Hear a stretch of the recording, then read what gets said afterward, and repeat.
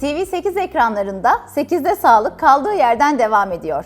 Şimdiki konuğumuz ortodonti uzmanı Profesör Doktor Törün Özer. Hoş geldiniz hocam. Hoş bulduk. Nasılsınız Burkan? İyi valla, sizler nasılsınız hocam? Vallahi iyiyiz. Özledik sizleri. O yüzden bir daha geldim yani. Siz gelince buraya bir olumluluk yayılıyor, pozitiflik yayılıyor. İzmirlerden bize getiriyorsunuz hocam. Sağ olun. Vallahi teşekkür ederim ama karşılıklı bu işler. Yani sizler de iyi Sağ olun biliyorsunuz hocam, yani. gerçekten. Yani sizi de Fatih Bey'i de hep anlatıyorum ben yani zaten. Sağ olun hocam.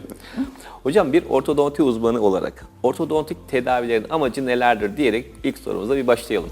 Teşekkür ederim ama bu aslında toplum içerisinde biraz yanlış biliniyor. Ortodonti deyince sadece estetik dişleri düzeltme işi.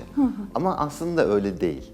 Ortodontinin gerçi tüm diş hekimliğinin amacı sağlıklı bir ağız ortamı elde etmek. İyi bir fonksiyon gören ağız ortamı elde etmek ve bunlarla beraber gülüşün de güzel olması, estetik de olması. Aslında yani sağlık, fonksiyon ve estetik açısından hepsi eşit önemde.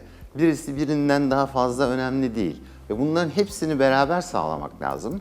Ortodonti tabii ki bildiğiniz gibi dişlerin düzgün sıralanması için gerekli. Ama dişler düzgün sıralanmadığında fonksiyon kaybı oluyor. Yemek yiyoruz bizler, ağzımızla yaptığımız en önemli işlevlerden bir tanesi.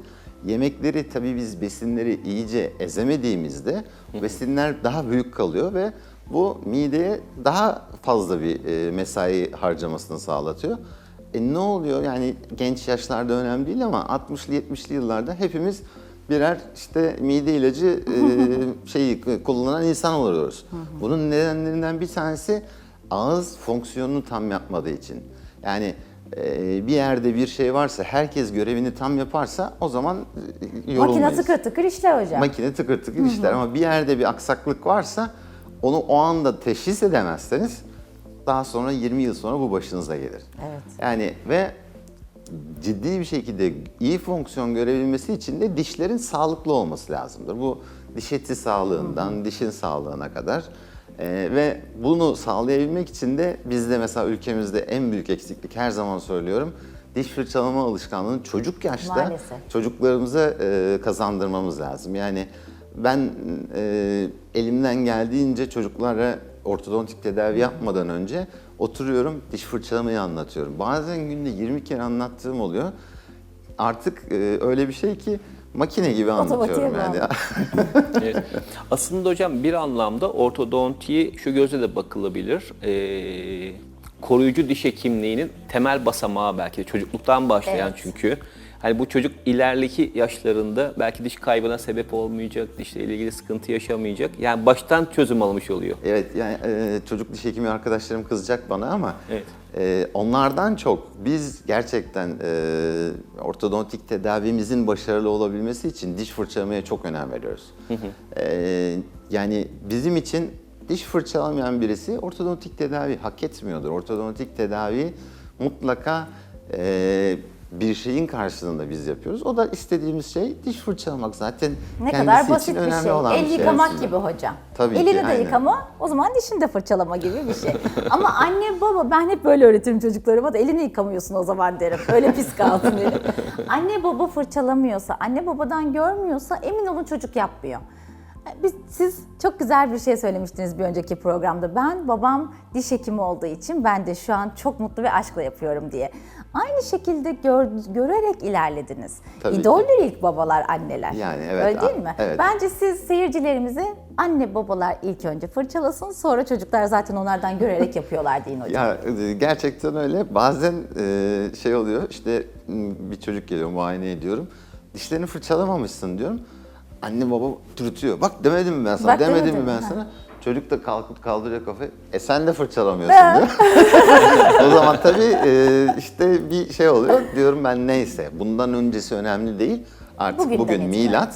Evet. Ve anne babaların sözü dinlenmez, haklısın çocuğum diyorum. Ama artık ben senin abinim, doktorunum, amcanım, beni ne olarak görüyorsan bundan sonra yapacaksın diyorum. Ve gerçekten çok faydalı olduğunu Tabii, gördüm. tabii. O yüzden de işte mesleğimizin nosyonlarından bir tanesi de ağız sağlığını öğretmek. O yüzden çok mutlu çok sağ olun oluyorum. hocam. Peki ortodonti tedavilerinin süreçleri nelerdir? Ne kadar sürer? Biraz bilgi alabilir miyiz? Aslında ortodontik tedavi böyle deyim yerindeyse bir kıyafete benzetmek ya da işte small beden, medium beden, x large beden gibi bedenleri yok. Bireyselleştirilmiş tedavi bizde önemli. Yani terzi dikiyoruz. O yüzden var olan problem bizim için çok önemli. Problemin şiddeti, ondan sonra bunu tedavi süresini belirleyen hep bunlar. Tabii ki bir de kooperasyon, yani hastamızın bizim dediklerimizi yapması, uyumu çok önemli. Bazen lastik tak diyoruz, bazen Evet. Ev ödevlerini yapması çok önemli tabii hocam. Tabii ki mutlaka. O yüzden ama kabaca bir fikir vermek gerekirse ortodontik tedaviler biz yıllardan beri işte 1 sene, 1,5 sene civarında sürer diyoruz. Ama dediğim gibi tekrar Kişiye söylüyorum, özeldir. Kişiye özeldir. Hocam peki ortodontik tedavinin bir yaş sınırı var mı? Üst ya da alt tedavi sınırı nedir? 7'den 77'ye diyorum ben. Kaç yaşında başlamalı? Mesela biz çocuklarımızı kaç yaşında size getirmeliyiz ilk muayene Yani olarak? aslında şöyle, ilk süt dişlerinin düşüp diğerini daimi dişlerin çıktığı dönem 9-10 yaşlarıdır. Gerçi hiçbir zaman diş yaşıyla biyolojik yaş birbiriyle uyumlu olmaz ama 3 aşağı 5 yukarı 9-10 yaştır. O yaştan itibaren yavaş yavaş artık kontrollerimize başlıyoruz. Ve ondan sonra bizim için bazen tüm süt dişlerin düşüp daimi dişlerin çıktığı dönem doğru zaman oluyor. Bazen ağızda hala süt dişi varken, yani karmaşık dentisyonu dediğimiz hem daimi dişler hem süt dişleri varken kontrol ama tedavilere başlıyoruz. Ama üst sınır yok. Bu üst sınır, yani benim şu anda kendi kayınvalideme tedavi yapıyorum. Kayınvalidemin yaşı belki söylenmez ama 70'in üzerinde diyebilirim yani. Evet. Peki hocam ortodontik tedaviler farklı yöntemlerle tedavi yapılabilir mi? Bunlar nelerdir ya da? Evet, yani aslında hepimizin en çok bildiği, yıllardan beri, belki 100 yıldan beri yapılan braketlerle ortodontik tedavilerimiz var. Bunlar dişlerin üzerine işte kare şeklinde bazı metal braketler yapıştırıyoruz ve orada hastalarımız onu takıp çıkartamıyor. Doktor olarak biz yapıştırıyoruz. Tedavi sonunda 1-1,5 sene sonunda onları yine biz çıkartıyoruz. Bir de diğer bir yöntem, son yıllarda artık ülkemizde de çok popüler, Evet. bir 20 yıldır dünyada kullanılan bir yöntem. Şeffaf plaklarımız, hep herkesin şu anda Konuştuğu. sosyal medyada duyduğu, konuştuğu, Evet. gördüğü şeyler. Şeffaf plaklar da takılıp çıkartılabilen opereyler. Ama şeffaf plakların takılıp çıkartılabilmesi hem avantaj hem de dezavantaj. Hastalarımızın konforu açısından çok büyük avantaj. Yemek yerken Evet. hiçbir kısıtlama olmadan çıkartıyor, istediği her şeyi yiyor. Bu avantajı. Dezavantajı da hastalarımız onu takmazsa yemek yedikten sonra günde 20-22 saat ağızda durmalı onlar. Takmazlarsa bu sefer tedavi olmuyor. Bu da dezavantajı. Süreç uzuyor ya da süreç gerçekleşmiyor. Uzamıyor, gerçekleşmiyor genelde. direkt öyle. Çünkü şeffaf plaklarda biz dişleri 0,25 milimetre hareket ettiriyoruz her hafta. Bazen haftalık, bazen 10 günlük, bazen 15 günlük değişimlerde kullanılıyor şeffaf plaklar.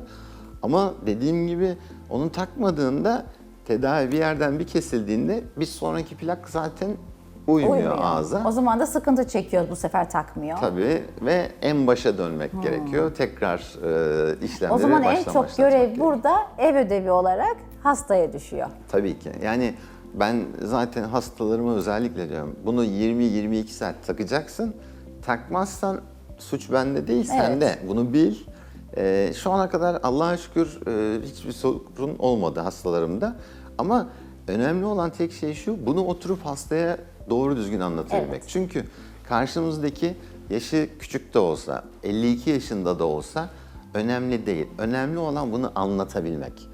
Anlattığınızda karşıdaki de bunun zaten koltuğa geldi oturdu. Yani zaten bir şey istiyor. Bir şey istiyor ve bunun için bir çaba sarf etmeli. Evet. Ama bilmesi lazım ne çaba sarf etmesi gerektiğini. Peki hocam her türlü ortodontik problem şeffaf plaklarla düzeltilebilir mi? Genelde her türlü ortodontik problemi biz düzeltiyoruz diyoruz. Genelde. Bunun ama bazı çok uç vakalar var. Bunlar %2'ye Belki kombin bir 3'e tedaviyle geliyor. yapılabilir Fatih Hocam. Evet yani ama braketler her zaman bizim daha güvenli olduğumuz alan, daha şeyimiz alan ama bütün herkese biz her türlü tedaviyi şeffaf plaklarla yapabiliyoruz. Benim mesela tedavi ettiğim ve tedavisinin devam eden bazı hastalarım var. Ameliyat olacaklar. Ortogonetik cerrahiye hazırlıyorum ve şeffaf plaklarla tedavilerini yapıyorum. Niye? Çünkü dişleri düzelteceğim. Daha sonra cerrah arkadaşımla beraber ameliyata gireceğiz. Bunu yapabiliyoruz ama çok nadir %1 gibi durumlarda şeffaf plaklarda çok başarısızlık olabilir. Peki dikkat edilmesi gereken hususlar nedir şeffaf plaklarla tedavide? Aslında en önemli şey şeffaf plakları günde 20-22 saat takmak. Kullanmak, Bu evet. bizim için çok önemli. İkinci önemli olan şey dişlerimize iyi bakmak. Yani şeffaf plak taktık evet ama sonuçta onu çıkartıyoruz, yemeğimizi yiyoruz. Ondan sonra dişlerimizi fırçalamamız lazım. Plağı temizlemek gerekiyor, fırçalamak gerekiyor.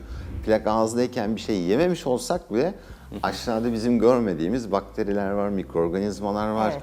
Onlar ve de plağın altında gizlenmiş duruyorlar. Evet. O yüzden yani şeffaf plaklarla tedavilerde herkes sadece işte 22 saat takmak önemli. Hayır değil. Bir de ağız bakımı da gerçekten bizler için şeffaf plakla tedavilerde de, braketlerle tedavilerde de en önemli şeylerden bir tanesi. Çok teşekkürler hocam vermiş olduğunuz bilgiler için. Yine çok detaylı ve çok eğlenceli, çok güzel geçti. Sizden aldığımız bilgiler çok güzel gerçekten. Çok sağ olun. Ayaklarınıza sağlık. İzmirlerden geliyorsunuz. Sağ olun, ben teşekkür ederim. Sağ olun. Bugün bizlerle ortodonti uzmanı Profesör Doktor Törün Özer beraberdi ve bizlere şeffaf plaklarla ve ortodontik tedavinin ne zaman başlaması gerektiği konusunda detaylı bilgiler verdi. Kendisine buradan tekrar teşekkür ederiz. 8'de sağlık kaldığı yerden devam ediyor.